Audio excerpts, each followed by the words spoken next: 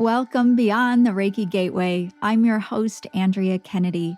Like countless others, Reiki found me when I wasn't even looking, and then it ignited a whole new world of questions. This podcast explores topics of interest for the spiritually curious. Join me for discussions and special guests on subjects such as past lives, crystal healing, spiritual awakening, ascension, energy healing, and more, all to assist and inspire you along your unique soul's journey. Welcome to Beyond the Reiki Gateway. I'm Andrea, and today I have a very special guest. Her name is Penelope Smith, and she's a pioneer in the field of interspecies communication. Since the 1970s, she has helped counsel thousands of animals by communicating with them telepathically. And through her work, she's found that animals can be relieved of emotional and psychological traumas through counseling techniques that we practice in human psychology. She's the author of Animal Talk, When Animals Speak, and Animals in Spirit. She's a world-renowned teacher of basic and advanced interspecies telepathic communication, and through her work, she has helped animal communication become a respected and more mainstream practice, helping people and animals all around the world. Penelope, I'm thrilled to have you here. Thank you so much for being with me. Thank you, Andrea. Well, I want to start first by asking, what is your first memory about communicating with animals? How young were you? I was very young. I don't really remember not communicating with animals. I always have communicated with animals. Even as a spirit coming in, I just learned to be quiet about it. Oh, it was Yeah. mine. Mm. I love the animals. I understood them. They understood me. We were good friends, and I just was not willing to let it go. So unlike most people who are socialized out of their ability to communicate with animals that they have from when they're born, everybody has it innately to understand other beings' thoughts and feelings. Unlike many other people, I just kept it to myself and enjoyed it. Yeah. Continued enjoying making friends with all the wild animals and domestic animals that I could. I find that remarkable because so often we hear about the children, they've had the experience, and you're so right, they get socialized out of it, they start denying that. So I find that quite remarkable that you were so strong in your little beingness that you held on to that. I mean, that's Well, incredible. I really had, I was, I had a very abusive family. And Mm. so my parents were not people I could trust.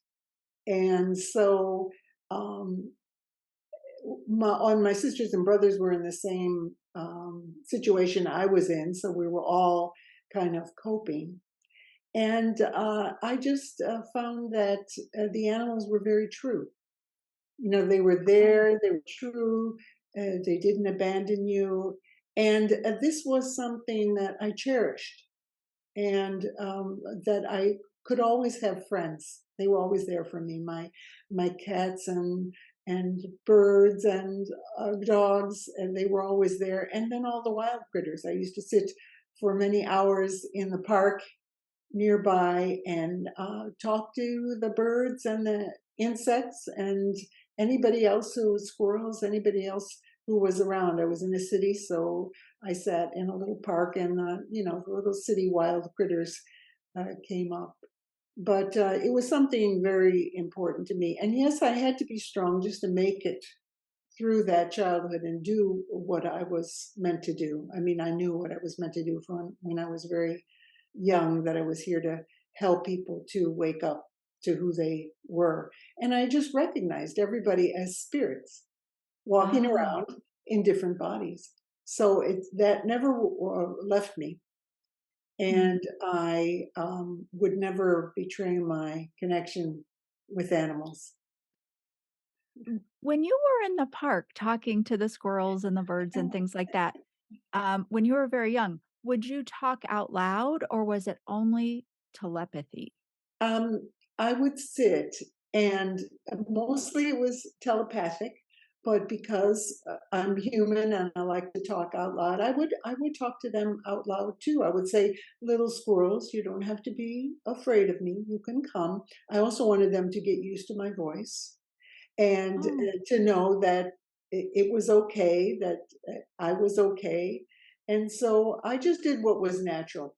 Mainly it was telepathic. I would just sit real quiet and they would come up to me and they would look at me, and I would start to communicate with them and I would ask them about what their life was like.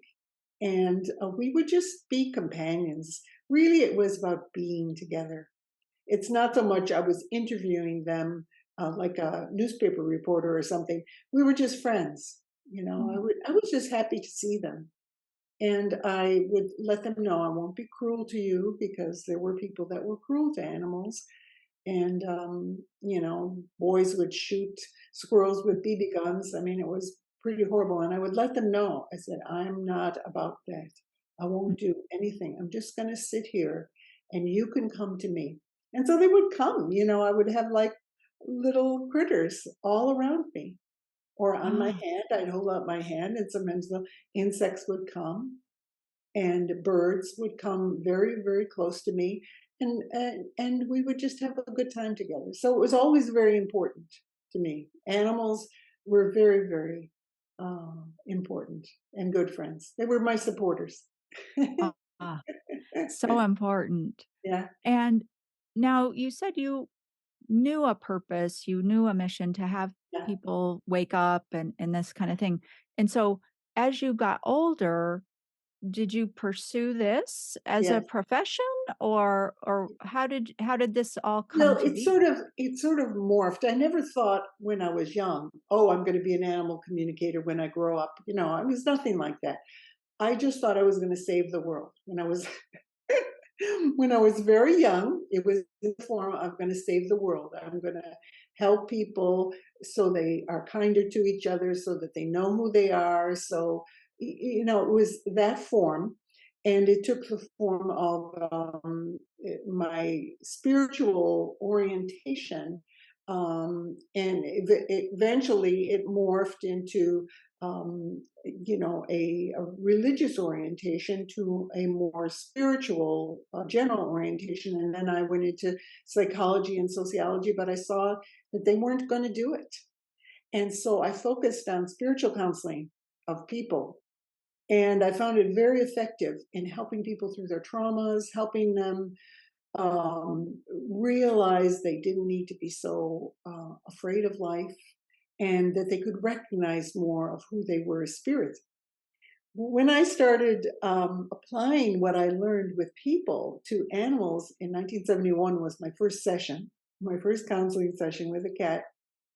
I found that animals responded so quickly. Like people, you take hours and hours, and they're going through all their head gyrations, their mental gyrations and the barriers and the resistances. And with the animals, they just listened and they just went, okay. And yes, I want to get better. And so I started really incredible results. I saw that um, this was a possibility of liberating people because they love their animals and they were willing to listen and open up. And the animals could teach them. The animals could help them to open up. Well, I totally loved animals, and this was very natural for me. It was the people I was after. The people needed the help. The people needed to wake up. If you communicate with animals, it's the people that need to change, the people that need to shift, the people that need to have more consciousness. And then the animals are helped. Without that, nothing's going to happen. Animals are okay as they are. But in relationship to people, we're trying to help people to understand more, to be in relationship more. So they understand more about their animals as a spiritual being. They start to understand more about themselves as Yeah. spiritual beings. Can you give us an example of that sort of situation? Because you had said you were helping people and then you Yeah, started applying that with the animals and you got yeah. such great results. So I'd love to hear an example of that. Let me give you my very first session, which I always love talking about. Okay. Uh, it was a cat named, the first session was with a cat named Peaches. And she had been, I lived in a apartment that I shared with other counselors. And someone had left town and left their cat. And her name was Peaches. She was a little black and white cat, real cute. But she was terrified of everything. She was terrified of people. She warmed up to me right away, and we became friends, which was generally pretty common that animals would gravitate to me. But she wouldn't go near anybody else. Okay, so one day she came in. I used to let her out. She used to go out through the window at night and then come back in when she wanted to. And she came in with a bite on her back, bloody. Her back was ripped open, and you could tell it was a bite. Another cat had bitten her. And so, I worked with the usual cleaning it and everything, and I expected it to get better. And instead, Peaches kept scratching at it, and it was getting worse. No matter what I did to try to bind it up or put uh, healing salve on it or whatever, she would find a way to scratch at it. And what was happening is the wound was getting bigger and bigger, and her hair was falling out. And she looked awful. My roommates were saying to me, "You got to do something about that cat. She just looks awful." So I sat down with Peaches, and I realized that obviously she had always been since I knew her, had been a very afraid kitty. So I sat down with her and I asked her the questions I would ask people about her trauma, about what happened. Tell me about it. And she started, and of course, I could get all this telepathically. I could get her images and her feelings and her thoughts. And she started running through a whole series of being chased by other cats, of being afraid of other cats beating up on her, of her always watching, and then also being afraid of people. Just a lot of fear. And I just sat there with her and I could feel all this emotion discharging. So she was running through incident after incident, peeling off layers of emotional trauma. And so then maybe it was 20 minutes, half an hour. I continued asking her questions, listening to her, but mainly she just started running it. She just really knew what to do. Once I asked her a few questions, that was it. She was gone into the process. So then she went to sleep, and I just could feel that something big had happened. And the next morning, her wound started to heal over. She no longer scratched at it, and the healing was very, very rapid. Okay, but the most amazing thing, within a week, her hair was growing back very nicely. But the most amazing thing was Peaches was like a new cat. She wasn't afraid of people anymore. She wasn't afraid of other cats anymore. She wasn't afraid of anything. My roommates thought I had slipped in another cat. They said that couldn't be her. She was jumping up on their laps. She was rubbing up against people, and everybody was going, "Whoa, this can't be the same cat." So I told them, I said, I've applied the same counseling techniques that we know work with people. I've applied them with her for trauma, and this is what has happened.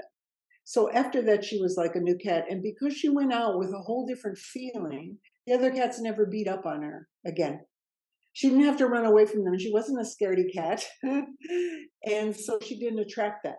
She didn't attract being a victim. And so that was completely amazing. And I went, wow, this is incredible. So people started asking me, people I knew, well, can you help me with my dog? Can you help me with? I said, sure, I'll try it out. I didn't think of this, well, right away. Is it going to be a profession? Well, the word got around, and I started doing many different kinds of animals, doing sessions with great results. And I didn't charge anybody for it for a while because I just figured this was a sort of the apprentice time, me practicing, seeing what happens, and and the changes in the people were quite amazing too. People were astounded. The light bulbs went off in their head. If my cat or dog or bird can understand and communicate and deal with trauma and their behavior changes, well, and they started realizing things about themselves and the world. It like opens huge doors for people. So that was my first dramatic instance, but it carried on one after the other after the other. We had very consistently good results. So then after, I continued being a counselor for people.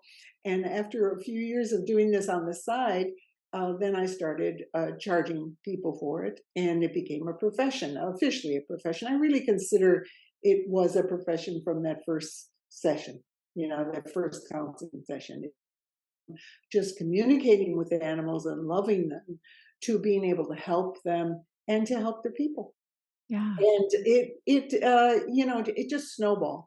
It just one thing after the other rolled until people were asking me, well, can you help me with this? Can you teach me this? So then I was teaching, start out with a basic course, and then people said, well, why don't you write a book on this? I'd like to have something I could refer to. And away it went. So the 70s was sort of the seeds were planted, and then I was went around speaking a lot, doing lectures, doing a lot of media appearances, radio, TV, lots of newspaper articles, magazine articles, and then just seeing lots of groups. I just got out there until finally this profession took over. Right. It just happily. I mean, I was very happy for it to take over, and then away it went till we have today thousands of animal communicators around the world. I do believe it's thousands of people from all the numbers I get in countries pretty much everywhere, all over the world. And that was my vision in the 70s.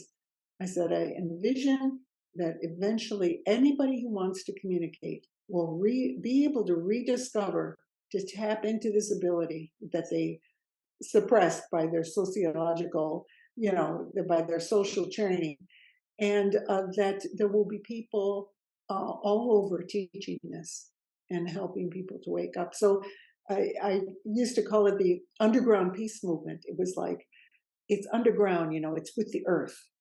And it's popping up. It's popping up through the animals, through their people.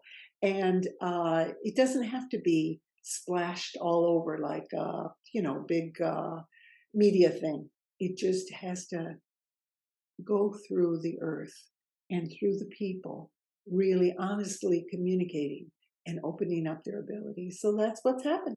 Yeah. There's so much there that I wanna ask. So one of the things that I just wanna put on the side burner is I definitely want to get your thoughts on, people doing this, and offering some guidance to the listeners and the viewers about that. But before we get there, I'm still a little bit back with Peaches, I have to tell you. So, um, let's run back to Peaches really quickly. Sure. And my question there is, so you began to ask Peaches about it, and then Peaches just let loose, was Yeah. describing all of this to you. And then was there a dialogue? I mean, and Well, the reason I'm it really was with animals, you don't need so much of a word kind of dialogue Mhm. because it's done telepathically. So you get right into, that's what I found so wonderful with animals, is they discharge the emotions connected to the trauma, and they kind of reeled it, like, will it runs like the images just run. And sometimes you have to ask a question with other animals, you have to ask questions to help them to remember, or to focus in on when the trauma started or how they can get into it. But with Peaches, I'll tell you, I think I asked her a couple questions, and she just rolled, and I just sat there and listened. I just held the space, for So her remarkable. to release her traumas.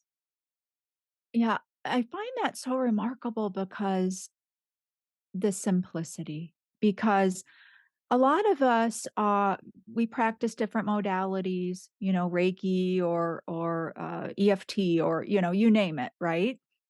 And I love this example with Peaches because it's just natural. And you use the word, I believe, discharge the Yeah. energy, and all that need, and you also mentioned holding space.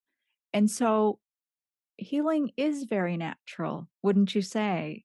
And Yes. when given an opportunity, we really kind of innately know how to get there, but it's the opportunity to get into that space, I think, that we need. So I just love that because I think it's such a reminder to us how we overcomplicate things and Yeah. make things, and how we might overcomplicate things sometimes. Yes. Well, really, the number one thing that's required is being present. That's the foundation. It's a foundation for healing. It's the foundation for counseling. It's the foundation for anything to happen.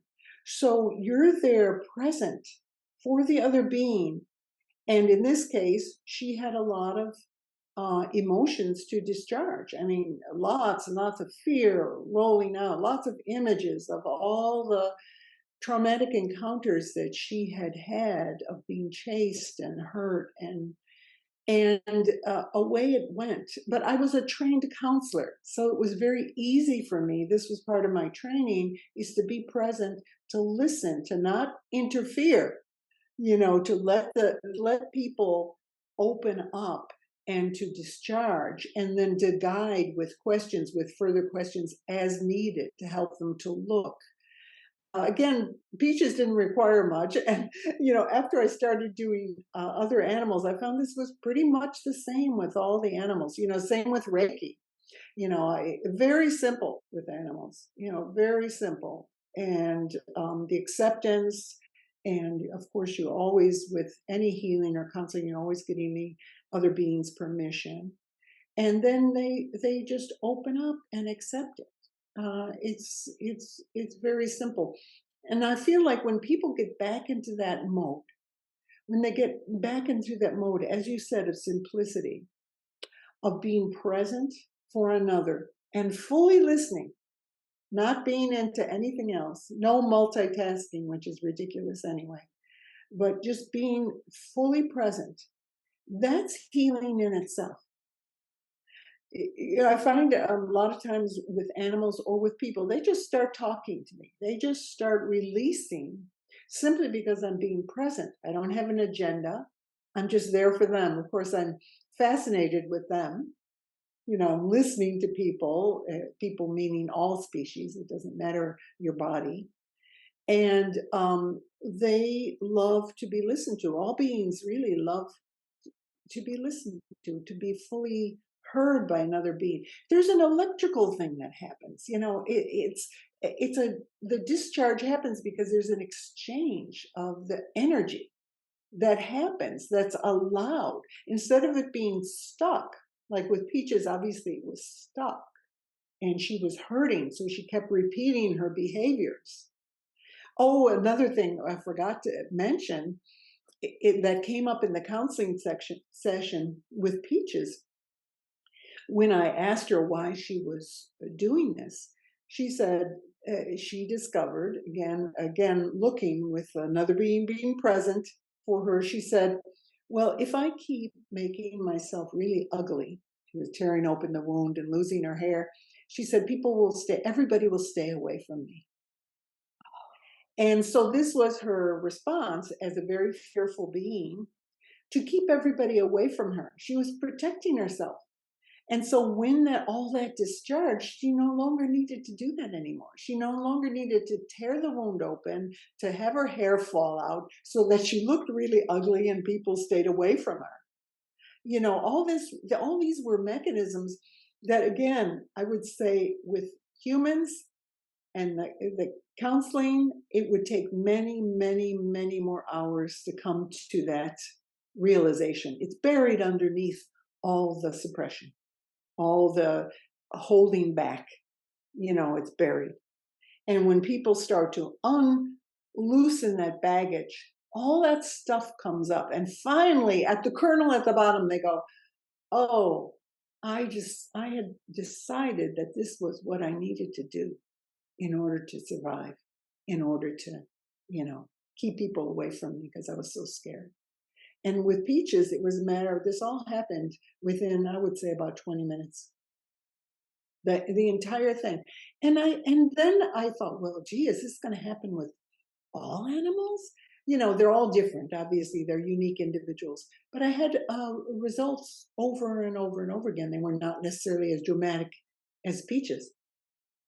She, Right. of course, I will never forget, and every detail of her story and her presence. And she lived a very happy life after that. She was just again, as my roommate said, a totally different cat. She was just happy and could relate to people, and she was brave. I mean, she was. Now I had courage, but she went to her natural state. And all healing, all counseling, all whatever method you use, basically you're trying to get the being back to their more natural state, their state of being comfortable, being present, being full of love, realizing that they are love and that they don't need to be in these survival adaptations, these patterns. Mm. This is what happens in these sessions. Kind of fun. Oh, very, very fun, and I think, and so much more. Can you speak to us a little bit about the consciousness of animals, their wisdom, their ability to teach us, and a lot of people, I think, so much awakening has already happened, Yes. but you know, so many still discount animals, thinking they're lesser. And I guess I'd like for you to dispel some of that, for us, if Well, you could. first of all animals, all beings on this earth, no matter what form they have, whether they're plant or animal, they're all alive. They're all full of spirit, and they each have their spiritual journey, and it's unique. Every being has their unique spiritual journey. They're not the same. Some people they go the opposite. Now, the education, the socialization from the past is that animals are lesser beings, humans are on the top of the totem pole, and all these other beings are less conscious. I always explain to people, yes, the web of life pyramid that they have with humans at the top, you know what that's about? That humans need the support of every other being, all the other species, all that triangle, or they fall, they crash, they go insane. Uh, Witness what's happening on the planet now. As soon as you deny your connection with the rest of nature, with all the other species, with all the other life, then the pyramid that you're supported by comes crashing down because you've cut yourself off from all the support. So humans need all that support. We're the only species that can lose our way. We're the only species that doesn't remember who we are. The animals are all out there. They're enjoying their experience as a dog, a cat, a frog, a snake, whoever they are, as spiritual beings. And so they obviously follow their species programs and do what a snake does and do what a dog does. And humans do what humans do. And but they have a consciousness that there's a catch in humans with this development of a complex mind. It's very beautiful for creating things, but people get lost in their minds thinking that the mental projections that they are creating are what is real, rather than their spirituality, their connection with their body, their connection with the earth. We're here having an experience on the earth. Pay attention to what the animals are doing. The dog wants you to go on a walk with them. Get grounded, enjoy, smell, look around, enjoy everything. So they fully, for the most part, again, some animals are very traumatized, especially when they have experiences with people, domestic animals that have experiences with people, but other animals can be traumatized by a lot of events and they can act differently than their true nature also. People go the opposite extreme. They go from, oh, animals are nothing, or they're lesser beings, and we are the only ones that can awaken, and the only ones who are spiritual, or the only ones who are whatever, or mentally superior. I said, the mental thing is a two-way sword. It's a two-edged sword. It's like beautiful for creating things, and also you can get caught in your mind and not realize who you are anymore. No, you don't recognize your innate spirituality and connection with the body, that you're having a human experience, as they say. You're in this human body having this experience. Well, the animals don't forget that. They go, okay, well, I'm having a dog experience, so I'm going to enjoy it to the fullest. Let's go on a walk. Let's smell things. This is great. So, but what people have forgotten is that these are spiritual beings, the same as us, who have their own wisdom, who have their own experience from life to life, not just this life, many, many lifetimes.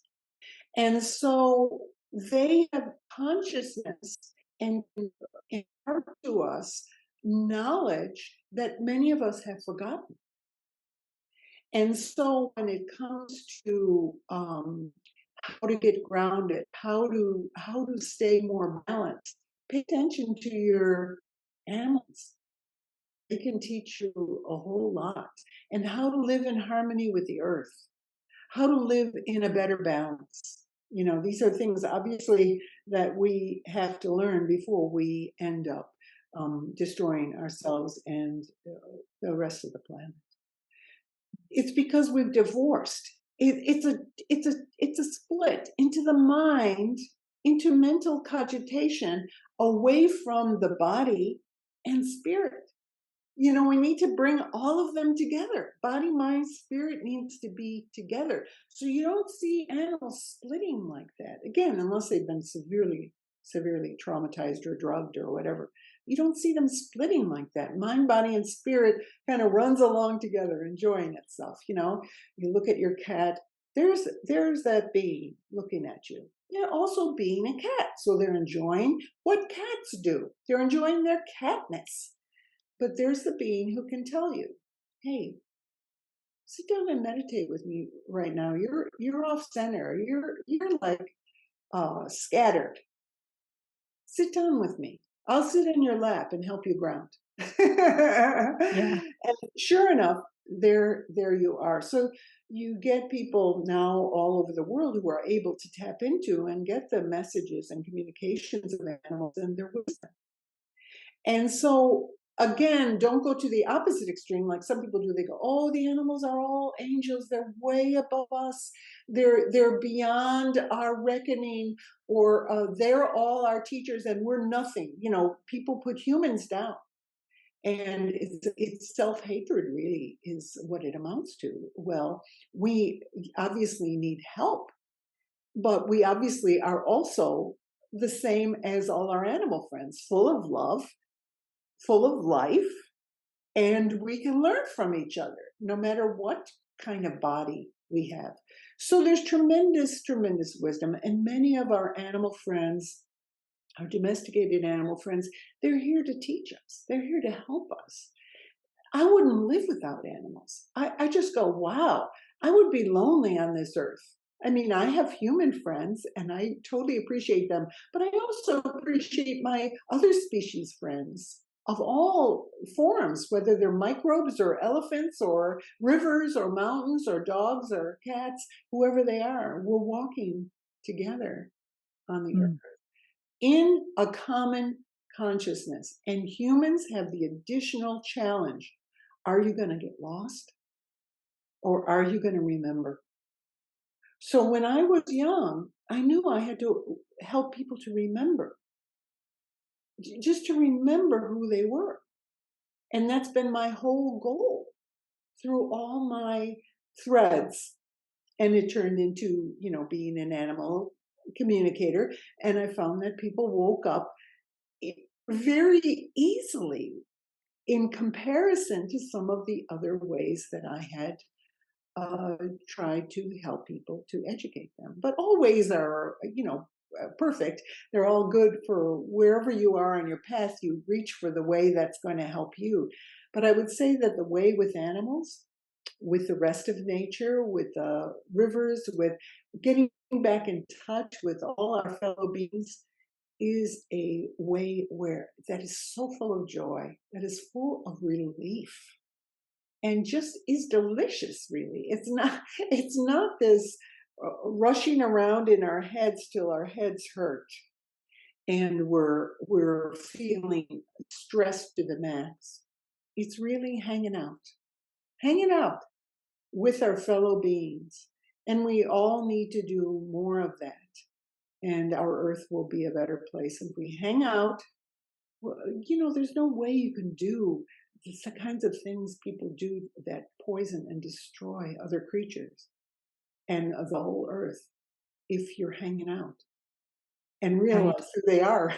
Mhm. So yes, Yeah. they're teachers, they're guides, they're friends, and they also need our help. Animals come to us. It's a mutual thing. It's a two-way street. I help. I have through the years have a lot of rescue animals, so I help them through their traumas and things that they've been through, and they help me, and we buddy together. We walk the journey together, and so take a look at your animal friends because a lot of them came to you. They have a special niche in your life, to help you be more aware and just to be able to weather the storms of being on planet Earth. It's not easy. And the human condition, animals realize that it is not easy. It is tough. People just get so lost. And Mm. they're willing to help us. They just sit there and they just go, hey, how about you sit, I'll purr and you hold on to me and I'll help you. Mm. you know or Right. or you walk or you get on my back if you're a horse and just hang on to me and we'll walk together, we'll learn together. It's a beautiful thing. It's a very symbiotic thing. We really honestly cannot get along without all the other beings. That's what the pyramid is about. It's not about being superior. It's about needing the support of all these other beings Yeah. supposedly below us. Mm. They're not below us, but we're all in it together. Yeah, I look at it as a partnership. Yeah. We're here in partnership. And I want to talk to you a little bit about the cycles of life. And you mentioned multiple lives for animals. And, one of the things, I've had animals in my life for as long as I can remember. And one of the unfortunate things is they don't stay with us, you know, very long sometimes. And that can be so hard for us as they pass on. And I'd appreciate your perspective on that. What is an afterlife like for animals? Do they come back? So I'll just give you a few questions and then I'll let you run with it. But So the first question would be about that, about what is life like for our animals when they cross over? And then, what about coming back? Do they sometimes come back in a different body to the same people? Um, yeah, I'm curious about that. Um, My book, Animals in Spirit, and also When Animals Speak, has a lot about what happens to animals after they go. And it's a really quite a beautiful thing to communicate with animals after they go. Um, Again, I've communicated with so many beings from when I was very young. I used to communicate with spirits all the time, spirits who went on, etc. So humans and animals. Again, it's often a different experience when a human is very aware and they depart their bodies.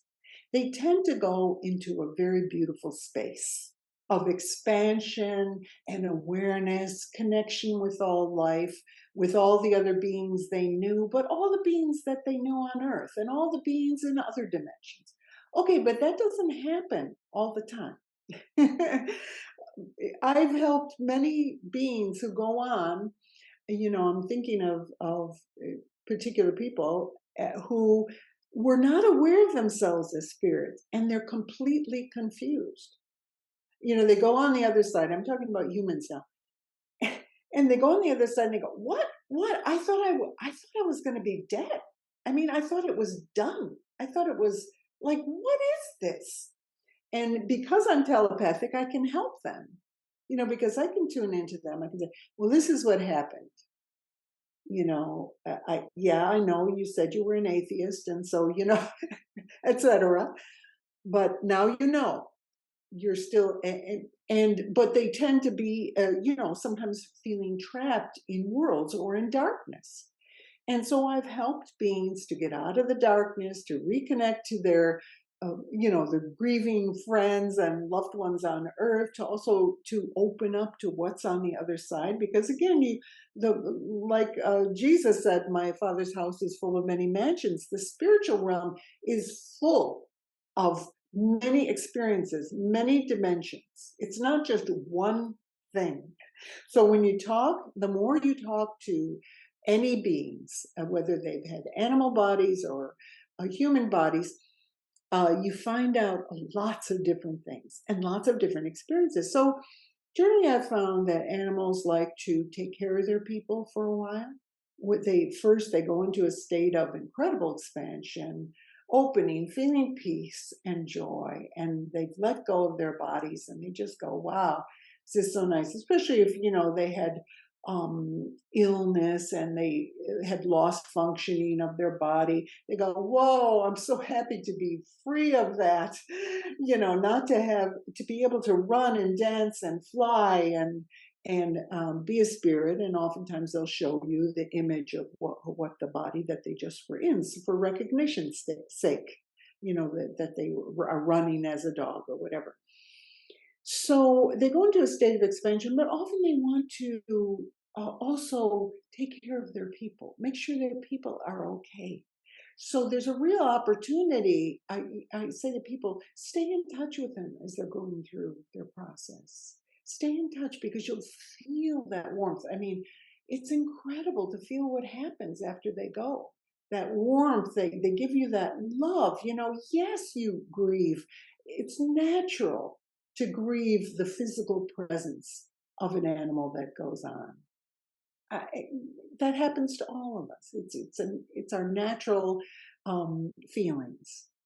But when you connect with them as a spirit and you start to feel and you connect with how they feel, and also people normally have a lot of guilt trips they put on themselves. They say, "Oh, I could have done better," or "Maybe I didn't do the right thing." And the animals having none of that. They're going, "Wow, I had a wonderful life with you. Thank you so much." Or, "Yes, it was a short life, but that's what was in the plan. And it was great. I loved living 3 years as a cat," or whatever. "Yeah, but I had to move on. And now I'm doing this. And it's just great. And I'm going to help people on earth from the spiritual realm. And I'll continue to help you." I just got an email recently. This was so heartwarming. This woman wrote to me. She said, I had a consultation with you about, um, I think it was 30 some years ago, something like that. And she said, I'm writing you now because my daughter has a question. And you communicated to her. She was in terrible grief because she had just lost her animal friend. And now I forget if it was a dog or a cat. She had just lost, let's say, a dog, and I forget who it was. She was inconsolable. She was like 5 years old. And she said, no matter what I did to try to console her, she cried. She'd been crying for 3 days when she called me. She said pretty much nonstop. She couldn't do anything for her. So she said, you helped her so much. You talked to her. And I tuned in with her dog who had gone on. And she told me in the email, she said, you told her that my dog, her dog, was an angel now, would always be with her and was looking after her, which she was. She was looking after her, and that you could never lose her. You would never, ever lose her. You were always one in your hearts, and you could communicate to her at any time. She said, after that, after crying for 3 days, she stopped and she was happy. She completely changed. And now she was writing me because this was like 30 years later, and her daughter, of course, was an adult, and she was had learned some animal communication, and she had some questions. It was just so heartwarming to me to hear this. Of course, I don't remember that consultation because I've done thousands of consultations, but it was so endearing, so sweet, so touching that because the child could recognize the truth. Right away she got it. And she right away connected. She didn't have the barriers. It's very hard with our human socialization. You get people who just go, no, I can't connect. I can't connect. I can't connect with them. No, no. And I just go, okay, your dog, cat, bird, horse, whoever it is connecting with you right now. You need to take a breath, feel the earth, drop the message you're repeating to yourself that you can't connect, and honor the relationship, the beautiful relationship you had in the physical realm, and you have forever with your animal friend who is right here with you. And sometimes people open up, and sometimes it takes them longer, because they have a lot of barriers. This is the barriers that I've said. People have mental barriers. The mind gets in the way, and it gets all jumbled up with constrictions. I can't do this. I can't connect. How will I know? What will happen? And once they connect with the animal, and of course, many people do through a consultation with an animal communicator, or reading my book, or reading other people's books on what happens after dying, they connect, and then they feel it.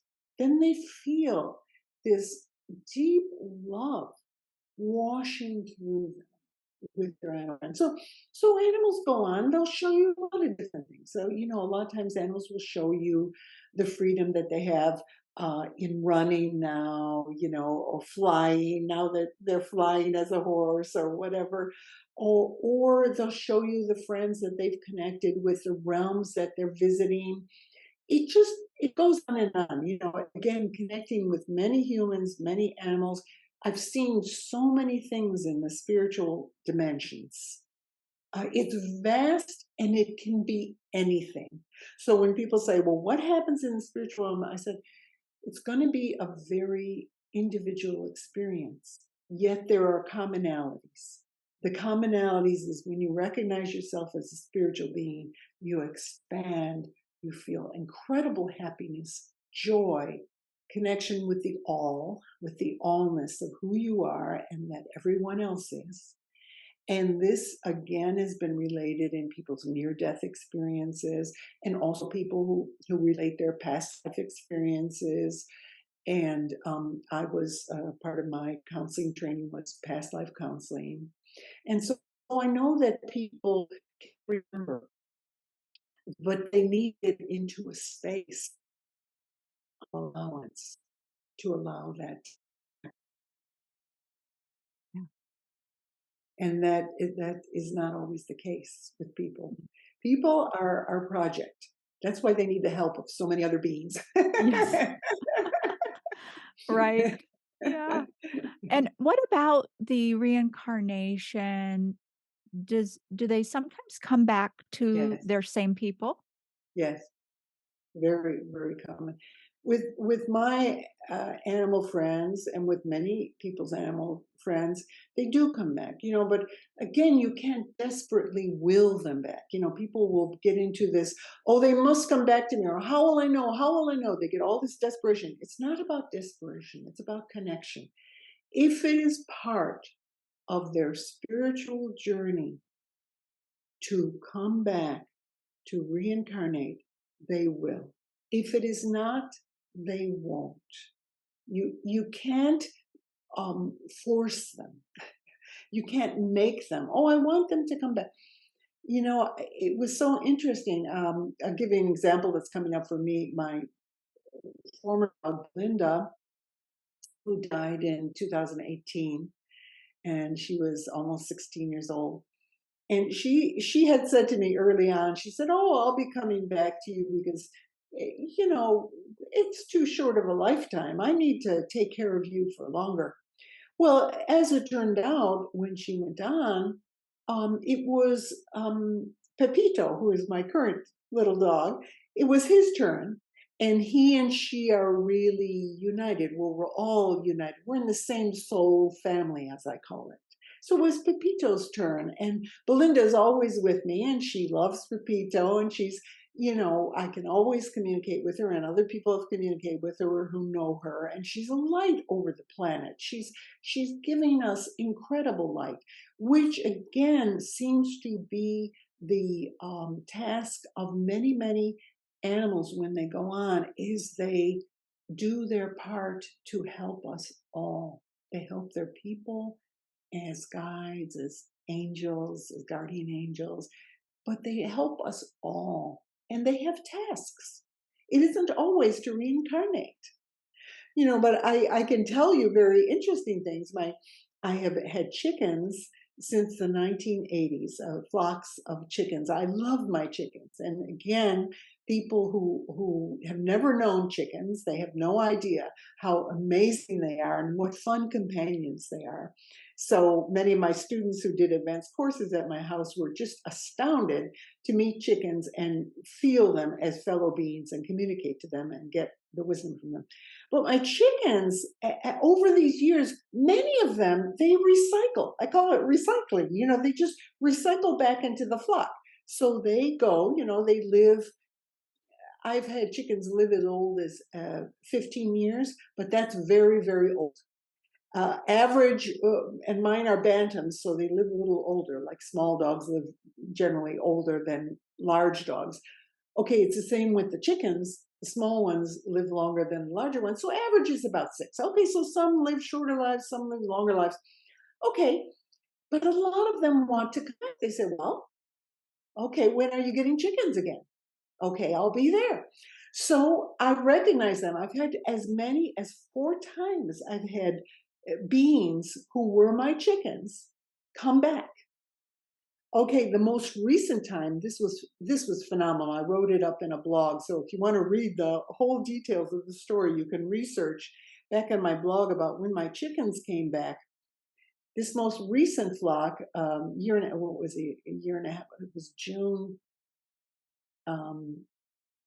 Okay, we're now, yeah, the dates are going. It was June 6th, and they chose the same birthday.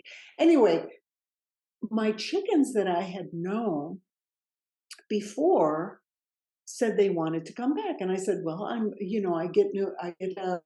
because again, we kind of, certain ones die younger, certain ones die older, and then I just usually about every 3 years I get a few more chickens, just to keep the flock going. And they also provide wonderful eggs for all of us, my cats, dog, and me. But you know, I keep them the whole lifetime. It doesn't matter if they're laying eggs or not laying eggs. They're just my wonderful family. So in this last bunch, which I got 4 chickens, and they directed me. You know, I listen and they direct me. You can read the exact story. They tell me exactly where to go. The beings were all lined up. They told me ahead of time. Some had just recently died. Some had died like a year or so ago. This is like a phenomenal reincarnation. First time this ever happened to me. 4 beings who had been with me before came back again. And I kept their same names because they wanted their same names. Some have bodies, chose breeds that are the same as what they had before. Others are different. Anyway, it was incredible to have my friends back again. It doesn't always happen this way. You know, like some beings that have big jobs to do on the other side, you know, and from the spiritual realm. And it is not their mission, it is not their journey to come back. Yet I always feel connected with them, you know, and recent death, the most recent one was of my tortoise, Mo, who was a very, very advanced soul, very wise soul. People fell in love with him as soon as they met him. And he just recently died in May. And then his counterpart, Ma, came, who is also a tortoise. But Mo is right there. Mo is right with us.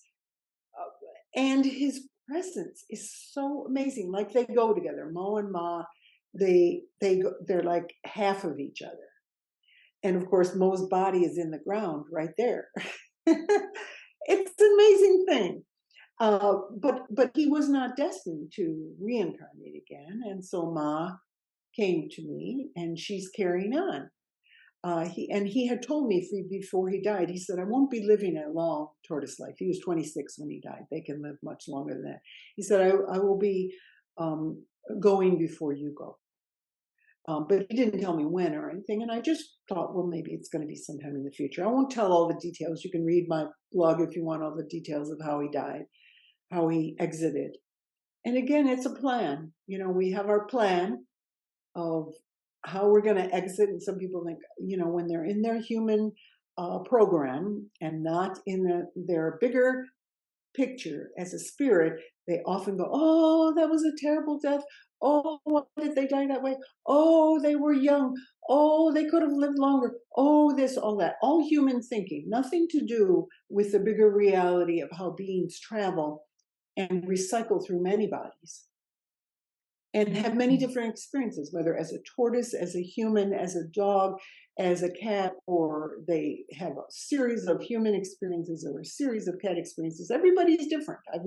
I learned from each being that I talk to who has gone on.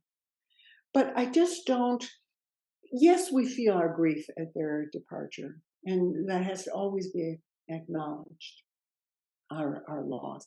And I would just say, when you're in touch, when you connect, then you can't help feeling all the rest, the expansion of that being, the fact that you're still connected, the fact that you're greater.